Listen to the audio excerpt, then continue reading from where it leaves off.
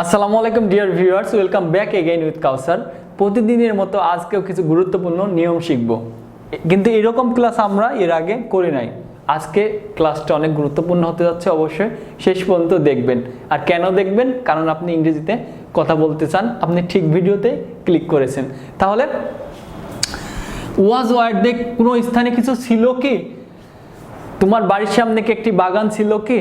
তোমার বাড়ির পিছনে একটি পুকুর ছিল কি? মানে অতীতে কোনো কিছু ছিল কি, এই কথাটা কিভাবে বলবেন? যেমন গত বছর তোমার বাড়ির সামনে একটি বাগান ছিল কি? গত বছর তোমার বাড়ির সামনে একটি বাগান ছিল কি? এটা ইংরেজিতে কিভাবে বলবেন? যে ওয়াজ দেয়ার। আমরা জানি কোনো জায়গায় কোনো কিছু আছে, দেয়ার ইজ, একের অধিক থাকলে দেয়ার আর। আর ছিল কি যখন প্রশ্ন করব তখন ওয়াজ ওয়ারটা আগে চলে আসবে। তাহলে একটা থাকলে ওয়াজ, একের অধিক থাকলে ওয়ার। গত বছর তোমার বাড়ির সামনে একটি বাগান ছিল কি? তাহলে ওয়াজ দেয়ার এ গার্ডেন, তাই না? ওয়াজ দেয়ার এ গার্ডেন কোথায়? In front of your house. আমরা জানি কোনো সামনে ইন ফ্রন্ট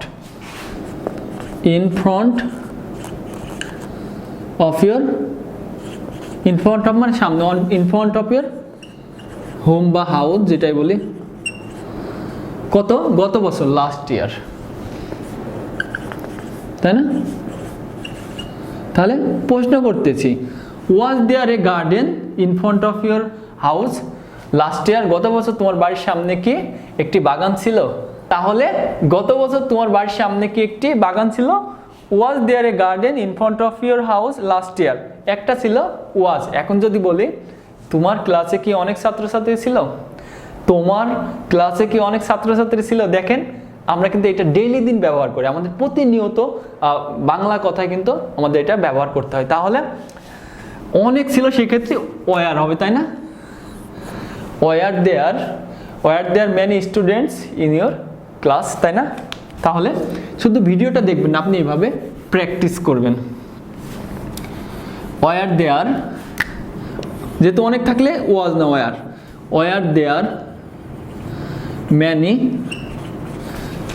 স্টুডেন্ট না, স্টুডেন্টস হবে, যেহেতু একের অধিক। Were there many students in your class, তাই না? প্রশ্ন করতেছি, were there many students in your class? তোমার ক্লাসে কি অনেক ছাত্রছাত্রী ছিল? তারপরে আমরা কি বলি? গতকালকে এখানে কি কোনো সমস্যা ছিল? গতকালকে এখানে কি কোনো সমস্যা ছিল? কি হবে? Was there any problem here yesterday? Was there any problem here yesterday, খুব ইজিলি বলা যায়, তাই না? তাহলে আবার বলতেছি, ওয়াজ ওয়ার মানে অতীতে কোনো কিছু ছিল। কোনো কিছু ছিল কি? প্রশ্ন করতেছি, অতীতে কোনো কিছু ছিল কি? সেক্ষেত্রে ওয়াজ ওয়ার দিয়ে আমরা প্রশ্নটা করতে পারি। Thank you. তারপরে ডিড নট হ্যাভ মানে কোনো ব্যক্তির কিছু ছিল না। যেমন আমার একটি বাড়ি ছিল না, অতীতে আমার একটি বাড়ি ছিল না। আমার একটি মোবাইল ছিল না, আমার কোনো মোবাইল ছিল না। তাহলে I did not have any mobile phone বা ফোন যেটাই বলি, তাই না? আমার কোনো ফোন ছিল না। মেয়েটির কোনো স্বপ্ন ছিল না। কি হবে? The girl did not have any dream. এখানে আবার হ্যাজ হবে না। ডিড নট হ্যাভ মানে অতীতে কোনো কিছু ছিল না, মানে কোনো ব্যক্তির কোনো কিছু ছিল না। এটা কিভাবে বলতে পারবো? The girl did not have any dream, মেয়েটির কোনো স্বপ্ন ছিল না। তাহলে একটা নিয়ম শিখে দেখেন, অনেক কিছু বলা যায়। তারপরে যদি বলি, অতীতে আমার মায়ের কোনো মোবাইল ছিল না, বা একটি মোবাইল ছিল না অতীতে। তাহলে in the past my mother didn't have a mobile phone বা এ গোল্ড রিং। অতীতে আমার মায়ের কোনো গোল্ড রিং ছিল না। তাহলে in the past my mother didn't have a gold ring. অতীতে আমার মায়ের একটি গোল্ড রিং ছিল না। দেখেন, তাহলে একটা নিয়ম শিখে অনেক কিছু বলা যায়। Thank you. তারপরটা দেখেন, ইজ দেয়ার মানে কোনো কিছু আছে কি, কোনো জায়গায় কোনো কিছু আছে কি, মানে বর্তমানে কোনো জায়গায় কোনো কিছু আছে কি, এই তিনটা দিয়ে আমরা প্রশ্ন করি। তাহলে ইজ দেয়ার, তোমার গ্রামে কি একটা কলেজ আছে কি? Is there any college in your village? Is there any college in your village? তোমার গ্রামে কি কোনো কলেজ আছে? তাহলে is there any college in your village? In your village, তাই না? Is there any college in your village প্রশ্ন করতেছি, প্রশ্নবোধক। তোমার কলেজে কি কোনো কলেজ, তোমার গ্রামে কি কোনো কলেজ আছে? বাংলাদেশে কি 64টি জেলা আছে? এটা একটু কমেন্ট করে জানাবেন। বাংলাদেশে কি 64টি জেলা আছে? তাহলে একটা থাকলে ইজ দেয়ার, একের অধিক থাকলে আর, তাই না? Are there 64 districts, are there 64 districts in Bangladesh. বাংলাদেশে কি 64টি জেলা আছে? তাহলে এই দিয়ে অনেক কোশ্চেন করা যায়। ওকে, তারপরেরটা হচ্ছে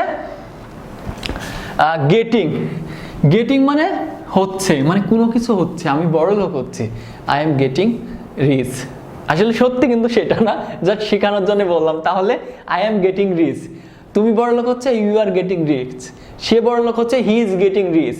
আই এম গেটিং কি, যদি অসুস্থ হয়, যদিও হচ্ছে না, আই এম গেটিং সিক, সে অসুস্থ হচ্ছে, হি ইজ গেটিং সিক। তাহলে গেটিং মানে কোনো কিছু হচ্ছে, I am getting rich, he is getting rich, she is getting rich, she is getting famous, কোনো কিছু হচ্ছে গেটিং দিয়ে বলা যায়। আবার বলতেছি, এই চারটা দিয়ে কিন্তু আমরা 4000 কথা বলতে পারি, তাই না? কিন্তু আমাদের প্র্যাকটিক্যালি যখন কথা বলবো এগুলো ব্যবহার করতে হবে। শুধু ভিডিওটা দেখবেন না, আপনি অবশ্যই প্র্যাকটিস করবেন এবং ব্যবহার করবেন। আর কি বলতে চাচ্ছি, আপনারা অনেকেই জানেন আমরা অনলাইনে স্পোকেন ইংলিশ IELTS করাই। আপনি যদি ইন্টারেস্টেড হয়ে থাকেন আর ইংরেজি নিয়ে যদি কোনো কোশ্চেন থাকে অবশ্যই কমেন্ট করে জানাবেন, আর ভিডিওটি শেয়ার করে সবাইকে দেখার সুযোগ করে দিবেন। আর চ্যানেলটি যদি এখনও সাবস্ক্রাইব না করে থাকেন তাহলে এখনই করুন। ভালো থাকবেন, সুস্থ থাকবেন, আল্লাহ হাফেজ।